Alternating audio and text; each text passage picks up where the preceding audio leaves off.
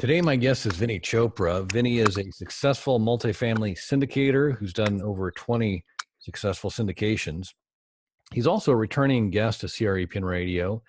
And today we're going to talk with him about forming your multifamily team for success. But first, a quick reminder, if you like the show, we would love to hear from you. You can like, you can comment, you can share the show, and subscribe.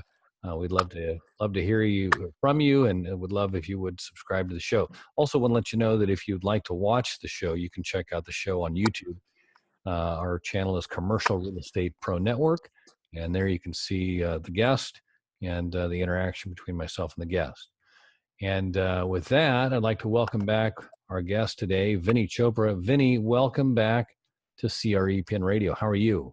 Oh, I'm doing great. Thank you, Darren, for inviting me back. I'm really looking forward to chatting with you and bringing some value to your audience. Well, and I am looking forward to it as well. Want to remind the guests that we've talked with Vinney a number of times, and I'll leave in the show notes some of the prior episodes so you can go back and check those out. But before we get going with our topic today, Vinney, if you could take just a minute and share with the audience a little bit about your background. Oh, sure. I'm from India originally, Darren, and I came to this country with $7. And I've been a motivational speaker all my life. I'm an engineer also, but I enjoyed the outgoing personality and, being with people and developing relationships. Then I became broker in 2004 and caught the bug of multifamily. We've been purchasing single family for over 30 years. But then we said, what's this about multifamily? 2004, I became broker and then got into it. And now we are done with my team, and I have done, 26 syndications, and we are into the 27th one right now with a $50 million raise. Oh, that's great. And a great segue into our topic here of team building.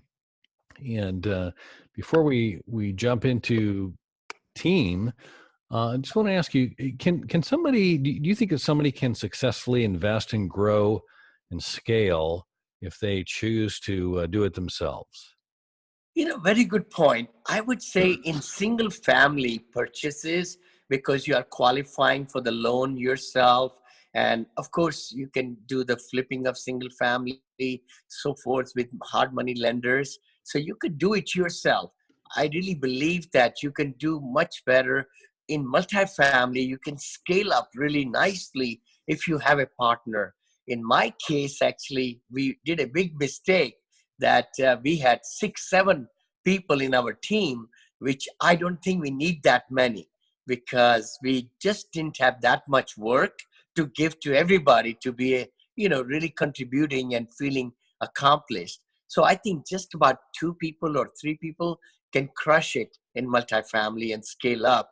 Like we have gone up to 3,500 units, 3,100 units at the peak. And that was done with just me being this, CEO, and then my team of people, Yeah. Got it.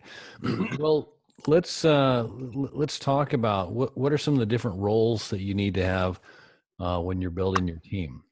Oh, sure. See, the biggest part is, of course, the one thing which has really stuck with me over the last 12 years that I've been purchasing multifamily. There are lots of ups and downs. You come across this listing, you find out the right place, or the emerging market, we call it, but then you go through all the numbers and it's not the right thing. If the numbers don't work, a lot of frustrations come. If you have one partner who can really be with you and you are able to motivate each other, helps a lot. So it's a team sport. I call it multifamily investing, especially syndication, which is the field that I've lived in for the last 10, 12 years, and purchases. So team making is huge, huge. Somebody trustworthy, somebody who's got the same excitement and zeal and goals, and also who is really making it happen. It's so difficult. I remember some people in our team early on used to have like W-2 job, right? Which is really true. I mean, when you're starting out, That's how you're going to do. But you got to put down job description, who's going to take care of what in writing. I find you got to lay out the foundation strongly. Who's going to do, who's going to talk to the investors. Usually I find that's how it works in my team. Also, my partner was mostly kind of getting into talking to brokers early on, and I was the money raising guy, and then of course I got more involved in underwriting and specifics and so forth. So I was learning the whole situation, and that's what I do now, where it's not really putting the investors together, but then also finding the right deals. That's what syndication is. It's very simple. And a lot of times people think it's a big gorilla. I think I mentioned it in few other podcasts, but it's not. It's quite simply action-oriented thing once you understand the parts of it. Right. So you mentioned the different roles of that you and your partner were handling. Can you identify some of the roles that need to be addressed? Oh, sure. I think the major part of the whole equation is that you got to start building relationships with the investor base. That they could be the circle of influence of the relatives, friends, and then people at your work. And then, of course, the RIA meetings. And like I think in one of the podcasts, I talk about all those. The other thing is then talking to the brokers. So when we form teams, we first team is, of course, our partner, right? To put it a legal structure together, to have a partner.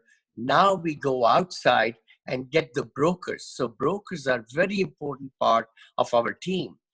First, we determine which market we're going to go after. I really go after jobs, because that's where if the new companies are coming in into certain part of the metro area, could it be in Texas? Could it be Dallas or Houston or San Antonio, Austin, like that? And look at where the path of progress is. Well, we have been actually all these places in the last 10, 12 years, we have purchased and sold now after completing the cycle. But once we've determined this is where we want to purchase, we start building relationships with brokers. And they are the ones who, once we have an elevator pitch for them and let them know that, hey, we are sincere, have the equity, and we're going to be purchasing in your market, they start giving us something called pocket listings, and also we can do the campaigns of cards or texting or letter campaigns to find from the direct sellers also multifamily. So brokers are very big part of our team. Real estate brokers and then loan brokers. That's the other part. That's a very important role in our team, to have a right loan broker or build relationships with the local loan officers, I call it, local banks, vice presidents and things like that. You sit down with them, we show our blueprint of who we are and how we'll be able to purchase properties, because we need to find out how big a multifamily we can invest in. The loan usually is lower than the net worth of us, as syndicators.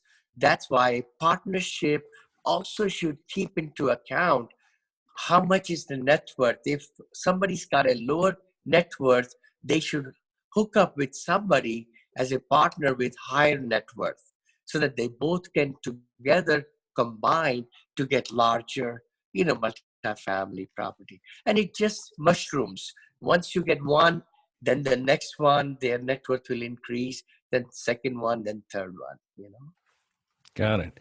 So we've talked about the partner, selecting a partner, some of the qualifications you want to look for. We've talked about the broker. Talked about the or the mortgage broker. Excuse me, not the mortgage broker, but the commercial real estate broker, and then also the mortgage broker or the lender. Are those what you consider your primary team members? Are those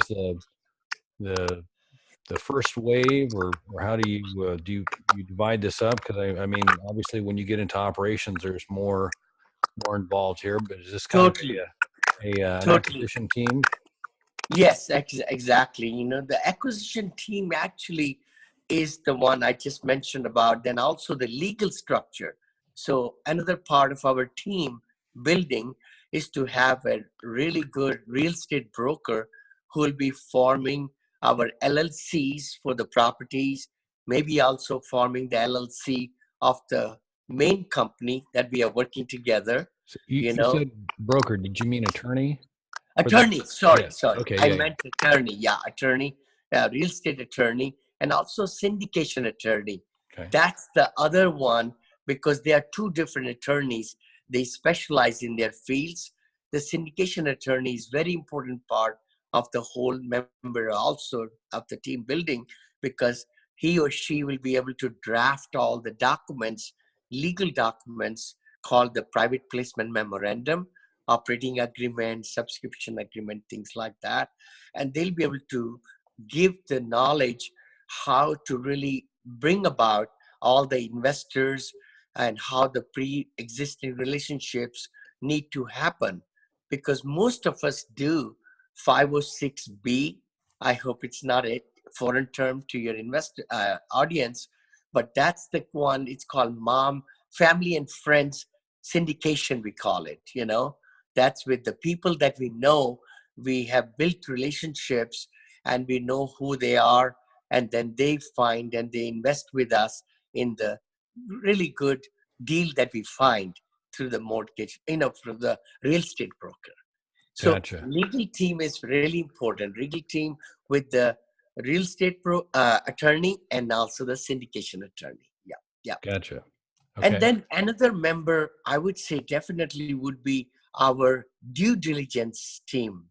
Now, what that is actually many, many times we'll find in the first part of our business, we had to hire a property management team because property management is the one they have experience in really managing the asset multifamily, and the lenders, the banks or the other institutions, Fannie Mae, Freddie Mac, they like to see how much experience you have. So if the syndicator is a brand new syndicator and they're just doing their first deal or second deal, it's going to really take them to link up or partnership with another part of our team member that is property management company. And Gotcha. that is very important because their savviness, their experience, and all their knowledge is going to help the lender decide whether to approve the loan or not approve the loan. Huh? Gotcha. Yeah. Gotcha. When on the property management side, how do you utilize them in your acquisition due diligence? Totally. You know, what I really believe is that actually we should be looking into property management companies even while we are searching for the asset to purchase, because who has the best pulse in a given area? When we find out this is the area of the town or this is the area of the city that we're going to really purchase, we should start talking to property management companies and also the real estate brokers, because they are the ones, they have the heartbeat of that area.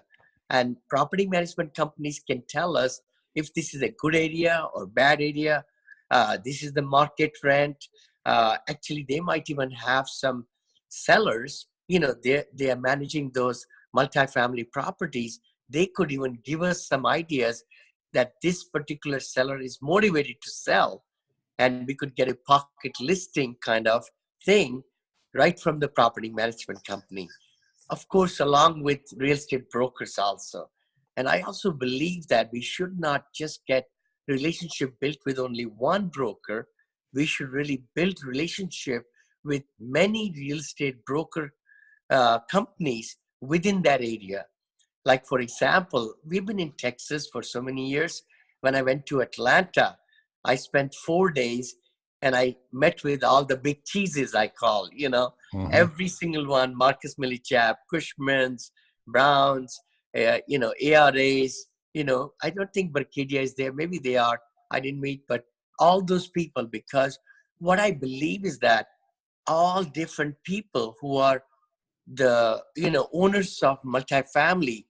They have their own relationship trees. They have built relationships with all different brokers, and Right. many times we have even found properties through residential real estate brokers. It's amazing, just because the sellers know them, and they would just go ahead and list their property of 100 units or 150 units with their friends. Right. Right. Same person's going to sell a single family is going to sell 100 units there, right? Yeah. Yeah. Yeah. But you're right. You're right, though. I mean, the relationship is the key thing, and I'm glad you brought that up, because I think that I think it's really easy to get sidetracked and think of you've got to marry yourself to one, and not recognize that the value of the relationship with the seller, and they're who they choose to list the property with, and also how kind of tight-lipped the commercial real estate market is. You know, that Yes. each broker has his list of go-to potential Yeah. buyers. And so he's not willing to list it if he doesn't need to. He'd rather keep feeding his buyers and make that, continue to feed that relationship that's going to feed him, right? That is so true, Darren. You just kind of brought a very good point. When I went to Houston, we were in Austin for about 4 years. We kept on buying over there, Seguin, San Marcos, all the places. And then when I went to Houston, I did a lot of research and found a segment of the market south of Houston, but there was no product. There was no product at all, multifamily. So as a broker in California and logical mind as an engineer, I went to the, heavy hitters there, to their offices, and I said, can I share an idea with you? They said, what's that idea? I said, I know you have no properties at all in this particular county. If I'm thinking, if you could call back the people you sold to, like 6 years back or 5 years back or 8 years back, talk to those owners and say that you have a buyer and he would love to purchase. Golly, you would not believe, I did 10 syndications in that market in 2 years. Wow. Every Just two based months. on your suggestion, why don't you Yeah, come back to I know. call your old customers, or you might get another sale. I know, exactly. And Yeah. I never have taken the split commission ever in the last 10, 12 years. And I tell that to the broker. Hey, if the seller is got the listing broker, then you will become my broker too. So they have a dual agency, and they're able to represent the seller and me as the buyer and make the whole commission, not Yeah. split it, So Well, that's they love Vinney even more then, huh? Yeah. Yeah. yeah. That's good. So let's dive in this a little bit more. So if we've established our acquisition team, we've got the Yes. legal, we've got the brokers, we've got the lenders. You've talked about your due diligence team, including the property managers. Are there any other team members that you would want to include as and we've also talked about your primary team members, like a Yes. partner, as well as Yes. then your different duties there, one being the relationship with the investors, one being the relationship with the brokers. So Sure. we've established this kind of a need basis and who we need to talk to and who we need on the team. Are there any other people that you would consider critical to your acquisition team? At this time, as we are starting out, no, Okay. not really. I think we can really crush it. And then as we scale up higher, definitely. And in my case, we hired a very nice company, property management company, that helped us in my previous company for about a year or so. And then we felt a need to let's go ahead and build our own company of managing the assets. And we have never looked back ever since. Now we have, like in my new company, Monil Investment Group and Monil Management Group, 67 to 70 employees, full-time employees that we have, and we manage all our assets ourselves, and there are a lot of different inherent, ways to save so much expenses if you're managing yourself, because you are dealing with the vendors, you are negotiating. I'm a big negotiating guru, I mean, we try to do the scope of work, and then we get three bidders come in, bid their thing, and then I'm able to negotiate the best two of the best even further down. And I think I've saved in just 2 years. I was just trying to put together a number, probably $1.3 million I've saved of my investors and us, in negotiating all these fees. Uh, the property management companies actually charge a surcharge over and above what they pay, to the vendors or contractors and things like that. Some of them give the money back on the back end. So a lot of these, it goes on in that field. Sure. Let me ask you on the, and again, this applies to the fact that you're self-managing and you've created your own management company. But I'm curious, do you look for, or are there primary contractors that you like to have on your team, or do you bid everything out every time and just go on a low price, or do you continue to go back to a team member, if you will, on the contractor side of things? Great question. Great question, Darren. I really have felt that economies of scale is a great backbone of multifamily investing. And that's why when we bought in Odessa, Midland, we just bought 7 over there, right? We went to San Antonio. We wanted to go for 5 to 7 over there. Then we went to Houston and we bought 10 over there. And by having so many different assets, you can actually have something called preferred vendors list. Preferred vendors are the ones, they are the ones for landscaping, taking care of the pest control, for your thing, contracting of the painting of the units. There are special, just specialized painters in that particular area. Let's talk about also make ready people, right? To do the sheetrock and other stuff.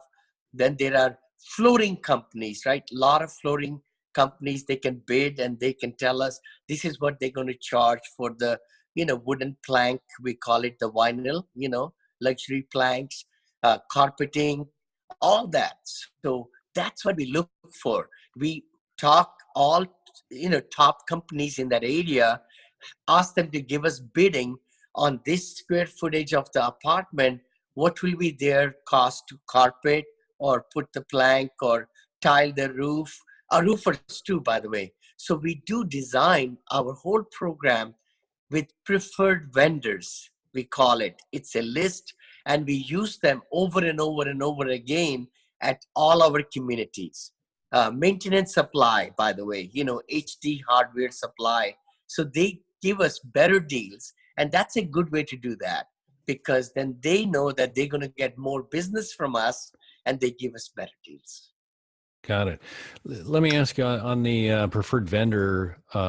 It sounds like that's a designation you guys have within your organization. Is that right? Yeah, exactly. Okay. And it's a very common term because they say that we want to become your preferred vendors also, Right. Right. so that we call them, and our community managers, our lead maintenance people know that they should be working with those partners. Got it. Is there a critical number of units that you found that make a vendor more receptive to committing more to you and earning that preferred vendor status? That's a good point. I would say, I know we started getting, like when we were in the 6, I think, properties or so, but I'm sure all the district managers, they like to visit with the owners and with the property managers. They're always looking for where they can put their foot on the ground.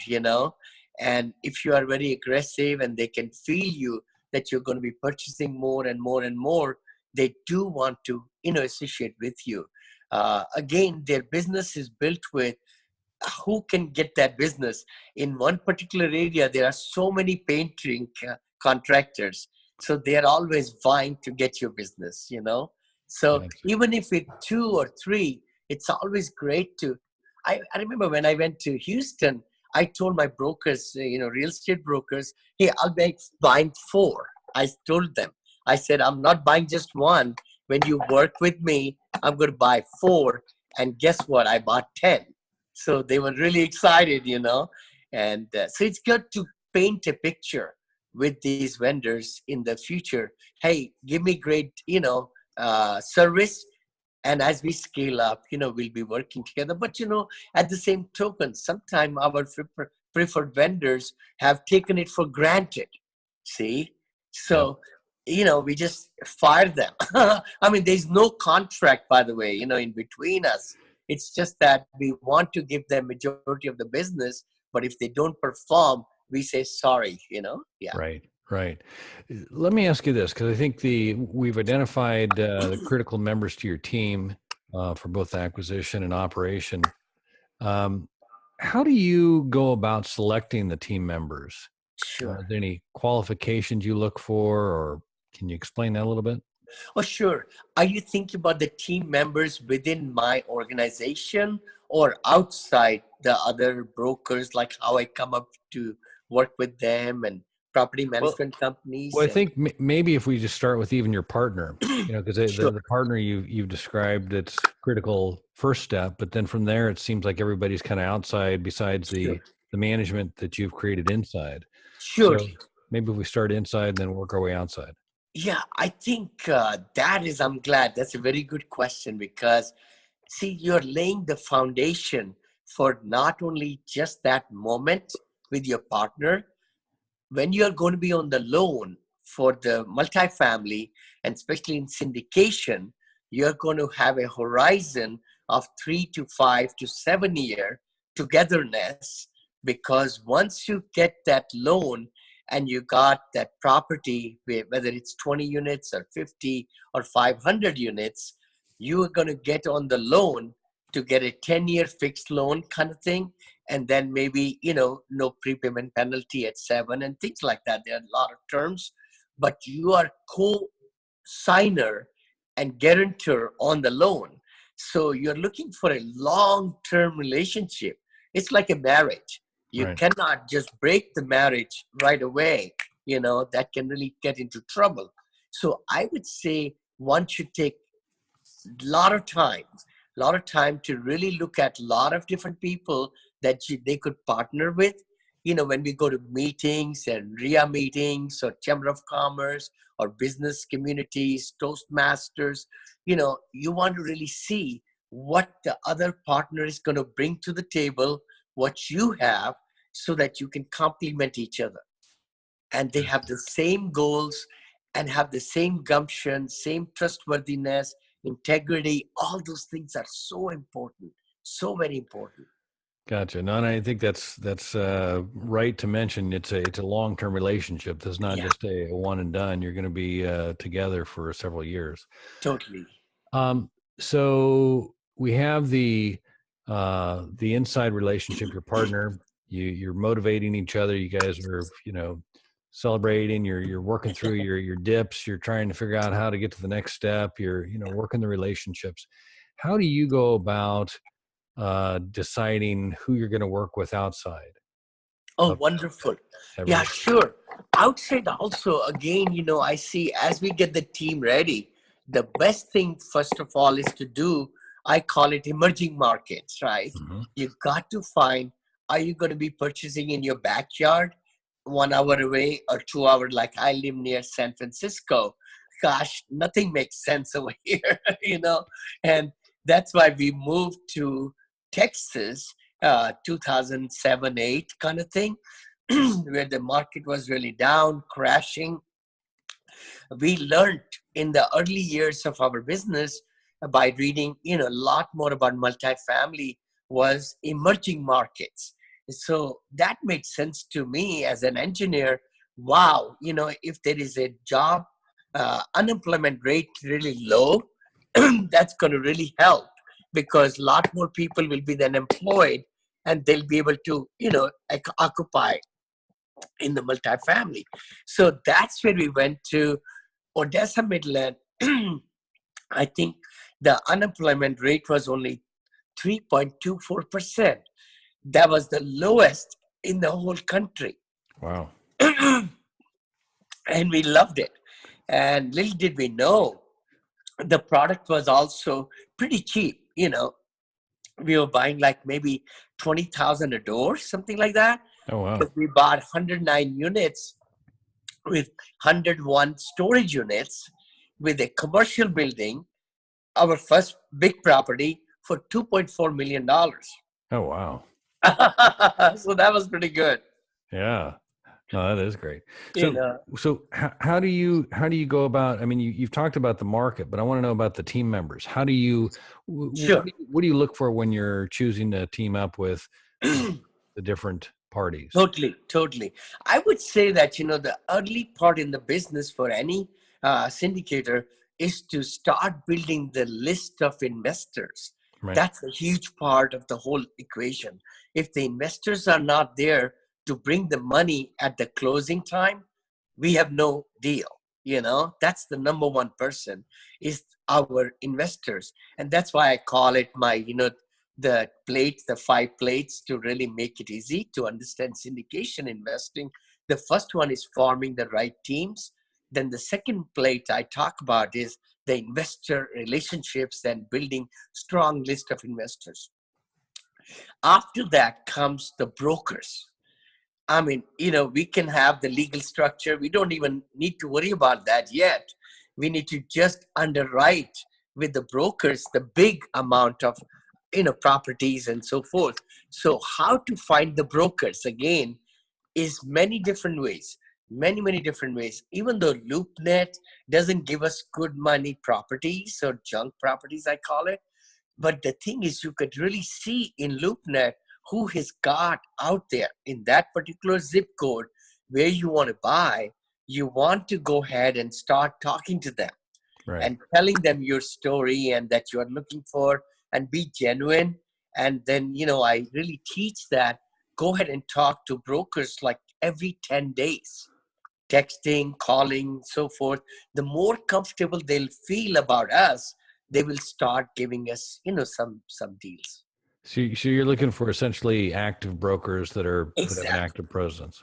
Okay. Exactly. And I also believe in, Darren, that please Google. Google is your best friend. I mean, nowadays, everybody is on Google search. Their crawlers go out. So if you even want to say apartment, apartment brokers in this zip code, right? Or multifamily brokers in this zip code, and look through all the links, make sure that you are able to capture everybody who is really active, in that area. Gotcha. What else was I going to ask you? Okay. So we have the team members. Are you there? Did I lose you? Hey, Vinney. Hello. And the pump. I call it as priming the pump, Yeah. All right.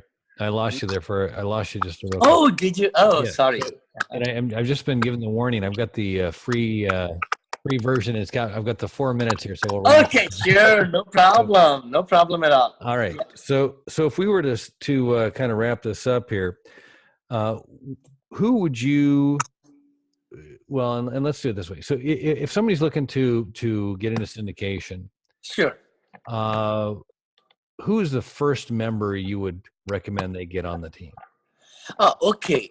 To do the syndication, I would say brokers, because see, once you have your partner, you got to start building relationship with the brokers to find the properties, because you got to underwrite. I do want to say to the audience, you don't hit a home run right away, in this game.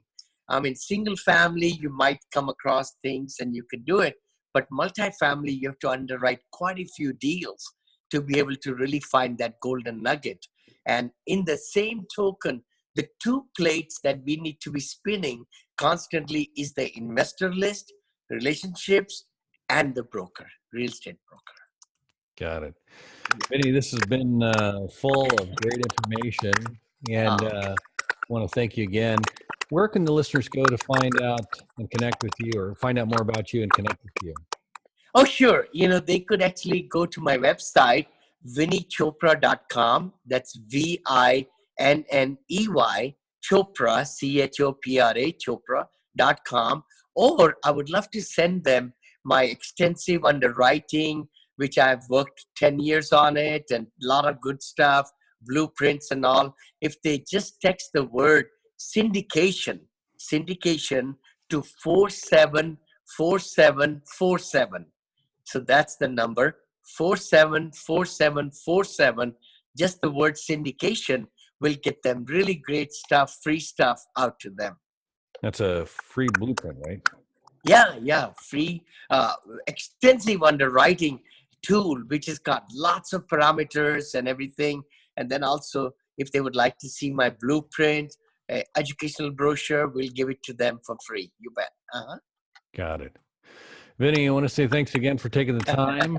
I've Sure. learned a lot, and we will be talking again soon. For sure, Darren. Good All luck right. to you. God Yep. bless you. All right. Bye-bye. And for our listeners, if you like this episode, subscribe. As I mentioned earlier, Vinney and I are committed to doing a number of these conversations focused on multifamily syndication. So subscribe and you'll be certain to catch all future episodes. As always, if you like the show, please share it with someone you know. And remember, the more you know, the more you grow. That's all we've got this week. Until next time, thanks for listening to Commercial Real Estate Pro Network's CREPN Radio.